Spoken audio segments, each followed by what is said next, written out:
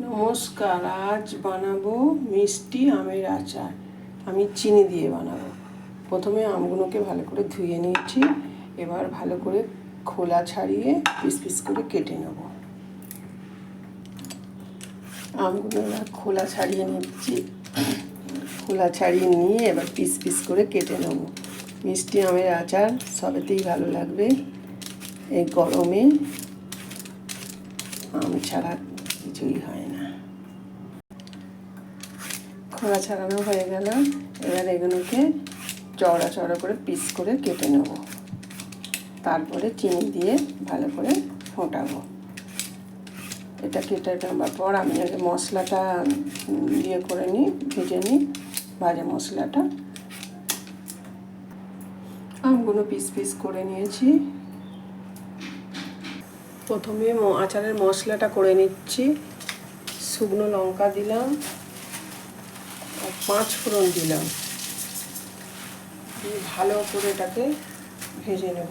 আর একটু জিরে দেবো, খানিকটা জিরে দিলাম, দিয়ে ভালো করে এটাকে ভেজে নেব। শুকনো খোলায় ভালো করে ভেজে নিয়ে মিক্সিতে পেস্ট করে নেব।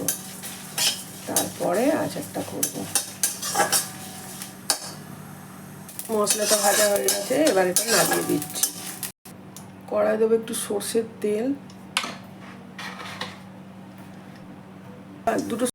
দুটো শুকনো লঙ্কা দিয়েছি। দিয়ে একটু তেলটা হয়ে গেলে এবার আমগুলো দেবো। হয়ে গেছে, এবার আমগুলো দিয়ে দিচ্ছি। আমগুলো দিয়ে দিলে এগুলো একটু ভালো করে নাড়াচাড়া করে দিই।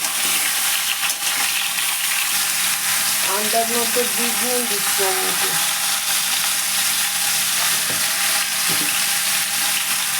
আর একটু এমনি নুন দিচ্ছি, সাদা নুন দিয়ে ভালো করে এটাকে নেড়ে নিচ্ছি। এরপর দেবো চিনি। আমি আন্দাজ মতো চিনি দিয়ে দিলাম।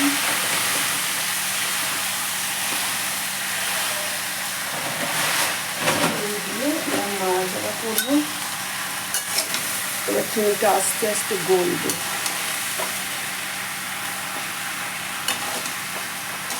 নাড়াচাড়া করি। ওকে গুড় দিয়ে করা, আমি চিনি দিয়ে করছি। চিনি দিয়ে করলে অতটা অম্বল হয় না, আমি চিনি দিয়ে করছি। চিনিগুলো এবার গলে যাচ্ছে, আরও খানিকটা হবে। এরপরে মশলাটা গুঁড়িয়ে নেব। আচার হয়ে এসছে, সব আম গলে গেছে একবারে। খুব কচি আম তো, আমটা গলে গেছে। এবার মশলাটা দিয়ে দেবো।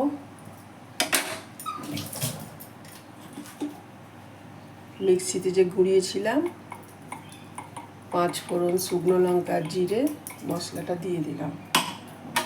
দিয়ে এবার ভালো করে নাড়াচাড়া করে দিলাম। মিক্স করে দিই। আচার রেডি, মিষ্টি আমের আচার রেডি চিনি দিয়ে।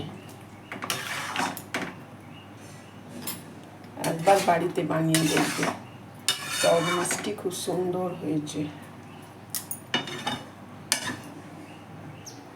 এবার ঢেলে ফেলবো আচারটা হাতায় করে করে।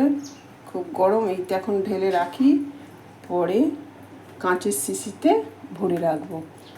আমগুলো বড্ড গলে গেছে।